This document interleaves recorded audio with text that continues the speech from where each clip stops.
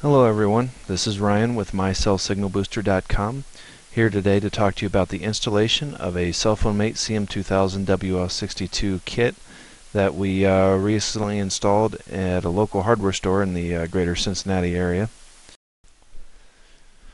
So here you can see a picture of the hardware store. It is constructed of mostly concrete block with a sheet metal roof. So as you can imagine, cell phone signal coverage inside this building is going to be fairly non-existent. At roof level, AT&T had about 2 to 3 bars. Verizon had 1 to 2 bars.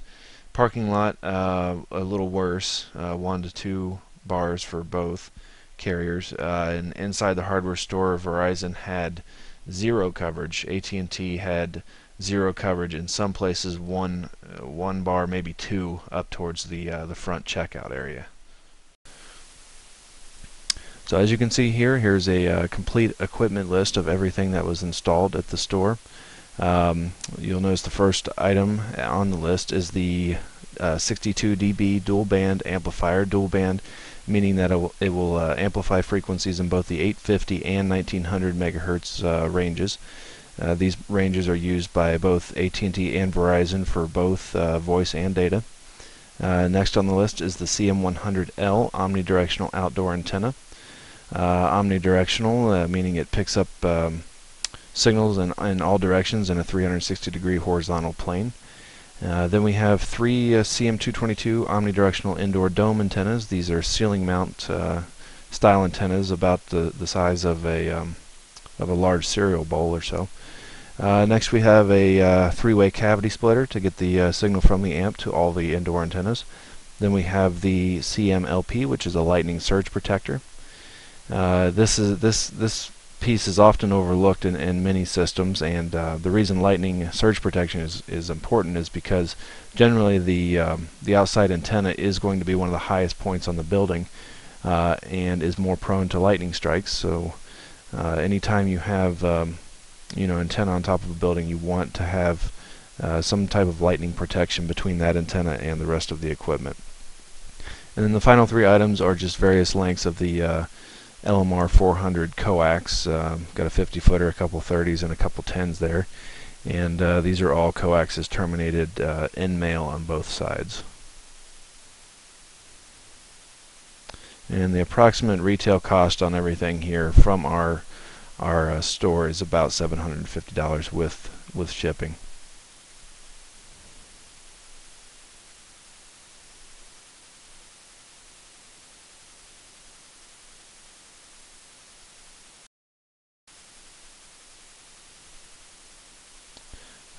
Next, here's a picture of everything that was installed, kind of a real-life view of everything here, not just an image you'd see on a website. Basically, first you have the 3 CM222 dome antennas here. As you can see, they're about the size of a large cereal bowl, like I said. And the way these are installed is basically the shaft of the antenna here. It goes up through your ceiling, typically drywall, along with the pigtail. And then these antennas also come with a nylon nut that will screw down from the top, and this secures it to the ceiling.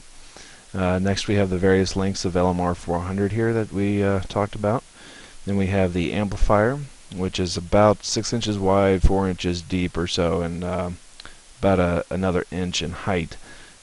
So the amplifier itself is not very big, but it is a very powerful amplifier. 62 decibels is pretty good, and it does come with a power supply and the mounting hardware there. The next is the lightning protector.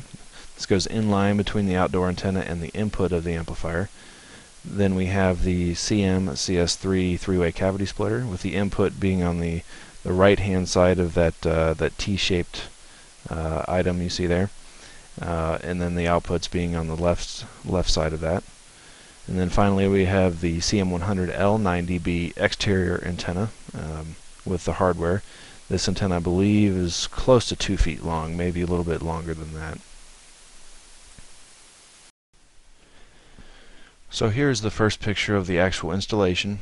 With any installation, you're going to want to start with the outdoor antenna first, and you're going to want to mount it typically as high up as possible, or where you get the best incoming signal from the carrier you're trying to provide coverage for.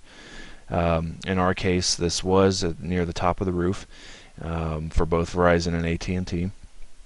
And typically you're going to want to install this antenna on a mast on top of the roof. However, this is a sheet metal roof, and it was fairly steep.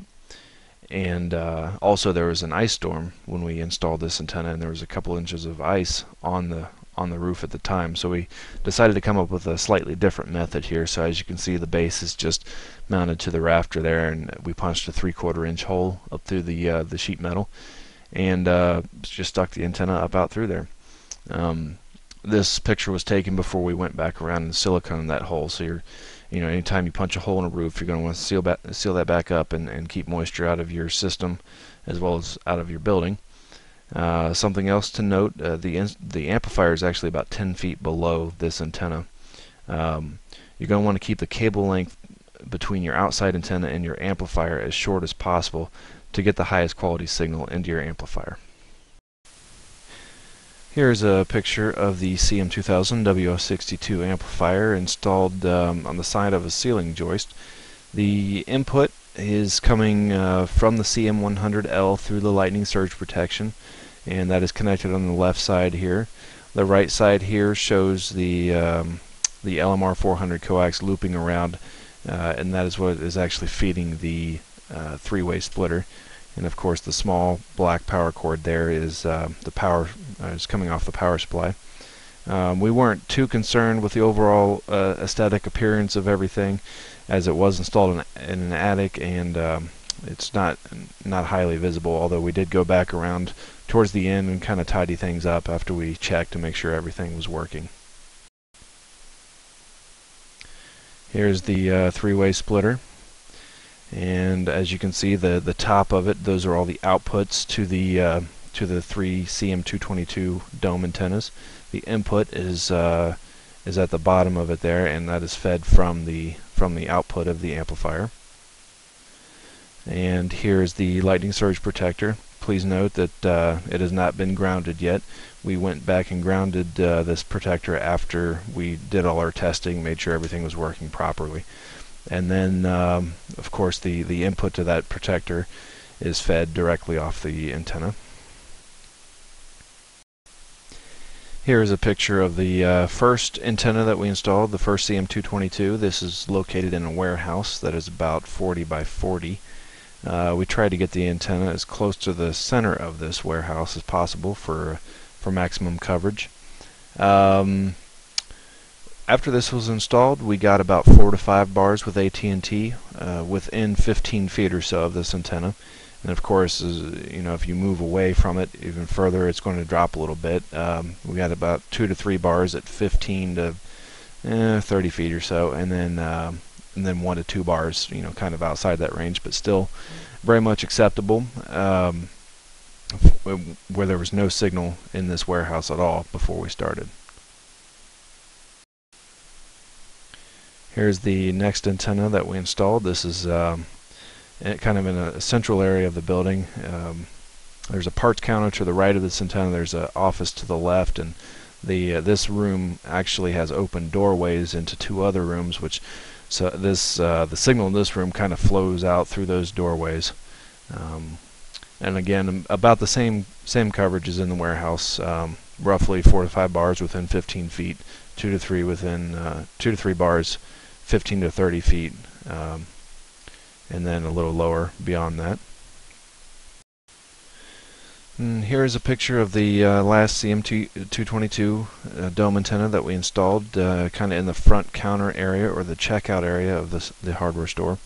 We did not locate this in the center of this room because actually most of the traffic, most of the customers, most of the people are in the checkout area of this room, and more towards the back of it is a low traffic area. So we decided to reposition the antenna closer to the checkout counter here. And again, coverage equal to the other 2 antennas. And finally, we have the before and after pictures here. Something you may notice, actually the first thing you may notice, is the 9-minute time difference between when these were taken. So actually what happened here, the installation took about 2.5–3 hours, but we forgot to take the before picture. So what we did, we turned the amplifier off, snapped the picture, turned it back on, and then took the after picture. The phone was sitting in the front area of the hardware store, about 10 feet or so away from the last antenna that we showed you. So as you can see, a couple bars before and 4 bars after, and both of these would sway back and forth by about a bar either direction. But as you can see, quite a significant increase there in signal quality. So again, I want to thank you for taking a look at our video today. If you're thinking about purchasing a cell phone signal booster for your car, RV, home, small business, etc., please check us out. We offer a unique feature on our website where we allow you to customize your own kit. That's on our kit builder page. Basically, you pick the antennas and the cable lengths and the amplifier that you want that work for your particular application. And to help you do that, we also offer design assistance in a couple of ways. We have a form on our website. It's located under the main contact form on our Contact Us page. And we also offer a live chat feature. It's not active all the time, but when someone is available to sit down and chat with you, that is, it makes things a little bit easier. On the design assistance form, we generally get back to you within about 1 business day. And of course, the live chat feature, we can help you instantaneously with any questions that you may have. So again, this is Ryan with mycellsignalbooster.com, and have a good day.